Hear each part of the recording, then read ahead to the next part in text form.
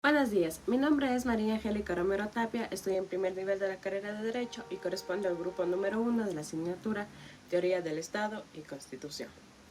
En este video se tratará el estudio de los distintos tipos de estados en función de su organización política y administrativa, poniendo especial atención en tres modelos fundamentales: el Estado unitario, el Estado federal y el Estado compuesto.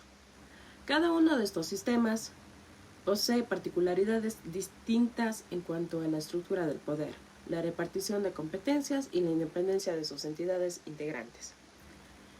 Se centrarán las características y diferencias fundamentales entre estos sistemas, con el objetivo de comprender su influencia en la gestión pública y la dinámica política en su totalidad. Primeramente, se detallará el Estado unitario, que es una estructura política donde la autoridad reside en un gobierno central, que posee la suprema autoridad sobre todo el territorio. En este modelo hay dos versiones fundamentales: la del Estado unitario centralizado y la del Estado unitario descentralizado. En el Estado unitario centralizado, el gobierno central posee todo el poder y la toma de decisiones, sin otorgar responsabilidades relevantes a otras autoridades locales. Un caso representativo de esta naturaleza es Francia, en la que el gobierno central ejerce un control total sobre las políticas públicas y la gestión local. En el Estado unitario descentralizado, a pesar de que el poder continúa siendo central, se conceden ciertas competencias a autoridades locales o regionales, que tienen la capacidad de administrar determinados temas de forma independiente, pero bajo la supervisión del gobierno central. Un caso ilustrativo es España, en el que las comunidades autónomas poseen competencias en sectores como la educación o la salud, mientras que el gobierno central conserva la soberanía en otras áreas.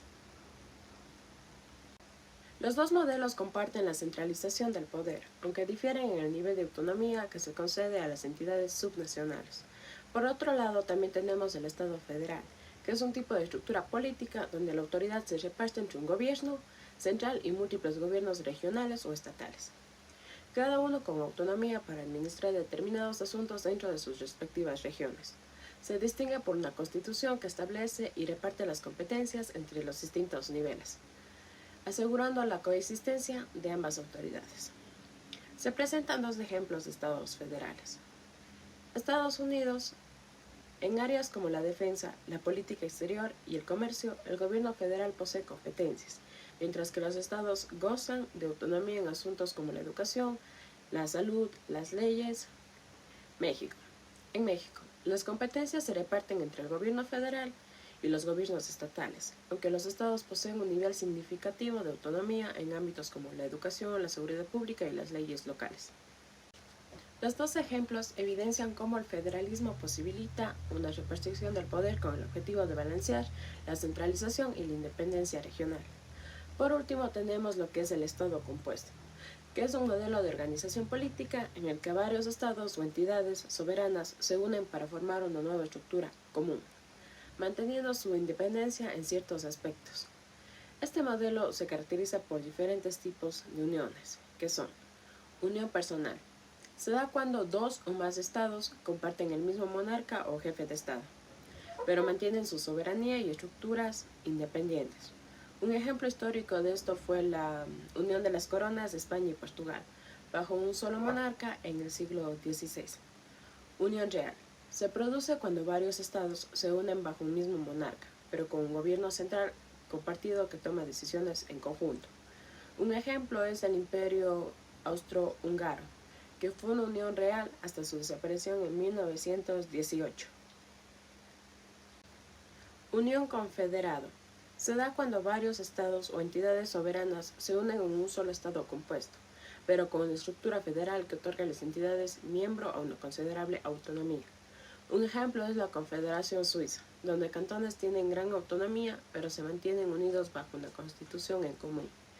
Estos tres tipos de unión buscan la cooperación entre entidades, pero cada uno lo hace de manera distinta en términos de soberanía y organización interna.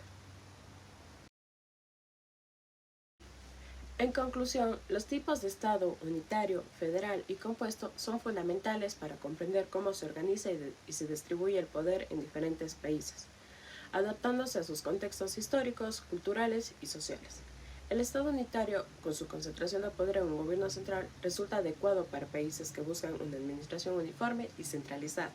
En cambio, el Estado federal permite una distribución del poder entre el gobierno central y los gobiernos regionales, promoviendo la autonomía local y la diversidad dentro de una estructura común. Por último, el Estado compuesto, a través de sus distintas formas de unión, ofrece modelos flexibles que permiten a entidades soberanas cooperar mientras mantienen ciertas autonomías. Cada uno de estos modelos tiene un papel clave en la gobernanza moderna, buscando equilibrar la centralización del poder con la necesidad de descentralización y adaptándose a las particularidades de cada nación para promover la estabilidad, el desarrollo y la cohesión social.